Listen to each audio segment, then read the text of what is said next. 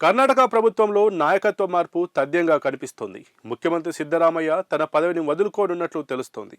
గురువారం తొలుత సహచర మంత్రులకు అల్పాహార విందు ఇచ్చి అనంతరం బెంగళూరులోని లోక్ భవన్కు వెళ్లి గవర్నర్కు రాజీనామా పత్రం సమర్పిస్తారని పార్టీ వర్గాల ద్వారా తెలిసింది.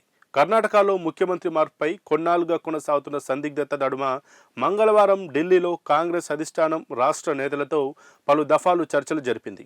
ఏఐసీసీ అధ్యక్షుడు మల్లికార్జున ఖర్గే, అగ్రనేత రాహుల్ గాంధీ, ప్రధాన కార్యదర్శి కేసీ వేణుగోపాల్, కర్ణాటక రాష్ట్ర వ్యవహారాల ఇన్ఛార్జ్ రణదీప్ సూర్జేవాలాతో పాటు ముఖ్యమంత్రి సిద్ధరామయ్య, ఉప ముఖ్యమంత్రి డీకే శివకుమార్ పాల్గొన్నారు. సిద్ధరామయ్య సీఎం పదవిని వదులుకొని రాష్ట్రంలో నాయకత్వ మార్పులకు సహకరించాలని అధిష్టానం సూచించినట్లు సమాచారం. అతనికి రాజ్యసభ స్థానంతో పాటు ఆ సభలో విపక్ష నేతగాను అవకాశం ఇస్తామని ప్రతిపాదించినట్లు తెలిసింది. సిద్ధు కుమారుడు యతీంద్రకు ఉప ముఖ్యమంత్రిగాను అవకాశం ఇవ్వనున్నట్లు ప్రకటించారు. ఈ ప్రతిపాదనలను తొలుత సున్నితంగా తిరస్కరించిన సిద్ధరామయ్య తన మద్దతుదారులతో చర్చించి నిర్ణయం ప్రకటిస్తానని చెప్పారు. ఖర్గే రాజ్యసభ సభ్యత్వం త్వరలో ముగుస్తుండటంతో ఆయన స్థానాన్ని సిద్ధుతో భర్తీ చేయాలని ఏఐసీసీ భావిస్తోంది. మొత్తంగా కర్ణాటక సంక్షోభాన్ని రాజ్యసభ ఎన్నికల సందర్భంగా పరిష్కరించుకోవాలని అధిష్టానం తలపోస్తున్నట్లు అర్థమవుతోంది.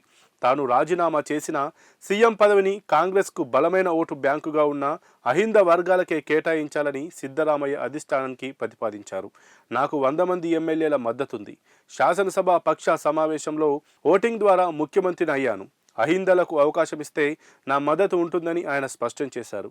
దీనికి అధినాయకత్వం సమ్మతిస్తే దళిత నేత, రాష్ట్ర హోంమంత్రి డాక్టర్ జి పరమేశ్వర్కు ఆ అవకాశం దక్కనుంది. మరోవైపు ఉప ముఖ్యమంత్రి డీకే శివకుమార్ 2023లో పార్టీ ఇచ్చిన మాట ప్రకారం 2.5 ఏళ్ల తర్వాత అధికార పంపిణీలో భాగంగా తనకు ముఖ్యమంత్రిగా అవకాశం ఇచ్చి తీరాలని అగ్రనేతల ముందు డిమాండ్ చేసినట్లు తెలిసింది. ఈ చర్చల అనంతరం కేసీ వేణుగోపాల్ మీడియాతో మాట్లాడుతూ తాము కేవలం రాజ్యసభ, ఎమ్మెల్సీ ఎన్నికల గురించే మాట్లాడామని ప్రకటించారు. ముఖ్యమంత్రి మార్పుపై వస్తున్న వార్తలని వదంతులేనని కొట్టిపారేశారు.